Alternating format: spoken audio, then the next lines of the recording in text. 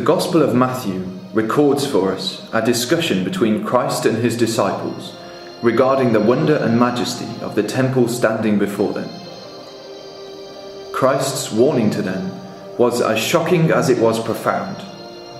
He says, as recorded in Matthew chapter 24, "See ye not all these things? Verily I say unto you, there shall not be left here one stone upon another that shall not be thrown down." The ancient stones of the temple, which can be found on the Roman pavement at the foot of the Temple Mount, were thrown down by the Roman soldiers when Jerusalem was taken.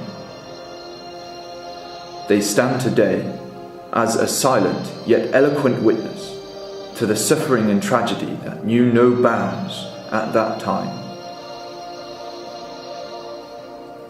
The temple and all of the work of Herod the Great's building projects in this place were to be destroyed. The corruption and wickedness of the ruling and religious authorities had ascended up before the God of Israel, reaching a climax in the death of his own Son, the Lord Jesus Christ. And so, the Jewish nation as a political body was to come to an end, not to be seen again for thousands of years. The scriptures record this as being a cataclysmic event in the purpose of God. The last days of Judah's commonwealth and the destruction that took place in AD 70 were written about as far back as in the book of Deuteronomy in the law, as well as in the prophecy of Daniel, amongst other Hebrew prophets. Christ would also warn of the coming events, and the context of many of the epistles written to the early ecclesias was set in this period of time. The account of the revolt of Judea and the eventual destruction of the temple, as recorded in the works of Josephus, is a story of terrible violence, death, infighting, and tragedy.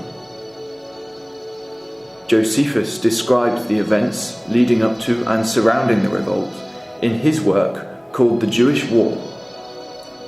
He begins with these words: "The war fought by the Jews against the Romans was not only the greatest war of our time, but could well be one of the greatest collisions between states or nations of which word has come down to us."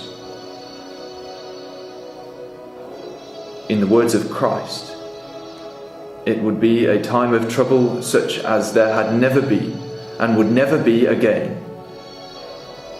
We read in the Gospel of Luke, chapter 21, that the Jews would be led away captive into all nations, and Jerusalem would be trodden down of the Gentiles until the time of the Gentiles were fulfilled. Titus's capture of Jerusalem would result in Gentiles occupying the land of Israel and Jerusalem for thousands of years. The Romans would eventually call the city of Jerusalem Aelia Capitolina, as if to erase the centuries of Jewish history that connected the people to the land. The Jews would be scattered into many nations, as Jeremiah had foretold, and they would be persecuted from place to place. The words of the 137th Psalm would become painfully relevant in the Jewish mind from this time forwards. "If I forget thee, O Jerusalem, let my right hand forget its cunning. Let my tongue cleave to the roof of its mouth, if I set not Jerusalem above my chiefest joy."